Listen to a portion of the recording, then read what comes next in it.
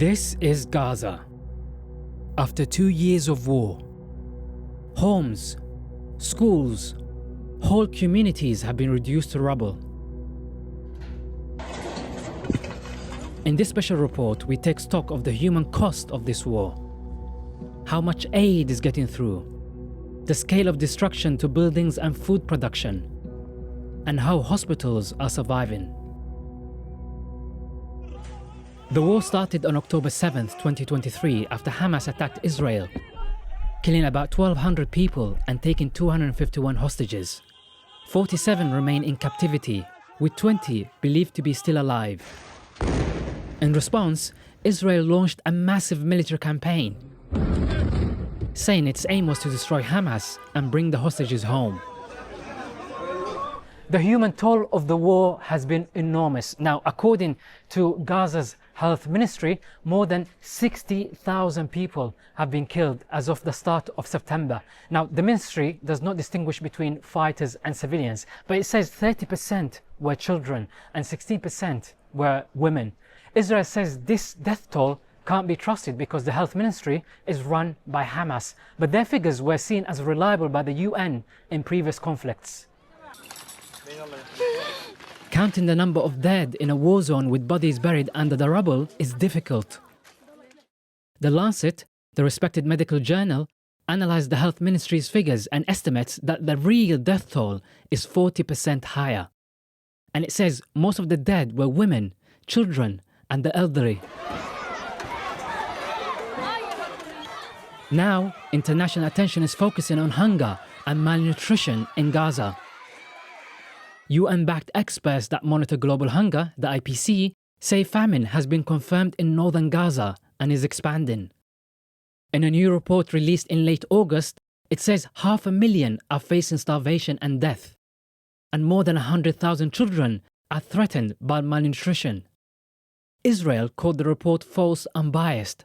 The IPC rejected the allegations. More than 100 aid agencies have issued a joint statement warning that people in Gaza are wasting away as mass starvation spreads. And the World Health Organization says what is happening is man-made mass starvation. I lost my 5-year-old son. His name was Ibrahim Naim Al-Najjar. I can show you his pictures so you can see how he was and how he became, how he wasted away. Those who say there is no famine here are lying. Let them come and see.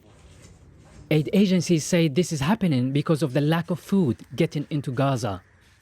Before the conflict started, the UN says Gaza was receiving an average of about 500 truckloads of aid each day. In the first 16 months of the war, the UN says that average dropped dramatically to around 116 trucks a day. And in the 2 months period after the US and the Israeli-backed Gaza Humanitarian Foundation took over, in May, that number went down to an average of 60 a day, according to Israeli figures.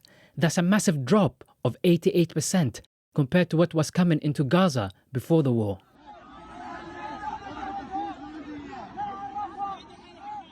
The Gaza Humanitarian Foundation has only 4 sites. They are located in militarized zones. Palestinians must travel long, risky distances to reach them. Since late May, the UN has recorded at least 1,000 Palestinians killed near GHF sites while trying to get food. The UN says the majority killed were shot by Israeli troops. Israel denies that. Global experts and aid agencies warned of a looming famine earlier this year after Israel completely cut off supplies to Gaza at the start of March. That total aid blockade lasted almost 3 months. Israel said it was putting pressure on Hamas to release its hostages and insisted there was enough food inside Gaza. In late July, additional truckloads of food entered Gaza after Israel promised to open more aid routes. But the humanitarian agencies warned vast amounts more are needed to stop starvation. The aid agencies say the scale of destruction and the displacement of Gaza's population makes distributing whatever aid gets in extremely difficult. هناك 100,000 طفل بيعانوا من انعدام أمن غذائي شديد. There are 100,000 children suffering from severe food insecurity, and they need immediate intervention, whether with nutritional supplements or medicines, so that we can stop the deterioration. وهنا نؤكد أن ما And here we stress that the destruction we have witnessed means we will be in a state of emergency humanitarian response in terms of shelter for a long time. Let's take a look at what a satellite map shows us about the scale of destruction. The red dots that you see here show the extent of damage, and that's according to an analysis by satellite data experts at Oregon State University. The scale of destruction can be seen increasing over time. They estimate the percentage of buildings destroyed or damaged in the Gaza Strip is nearly 60%. Now, other estimates put that figure even higher. The UN says 92% of homes have been destroyed.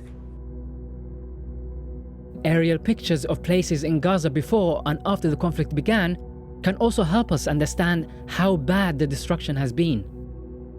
On the left is drone footage of Gaza City before the conflict, and on the right is what it looked like in January this year. And this is what the center of Khan Yunis looked like before and after the bombardment began.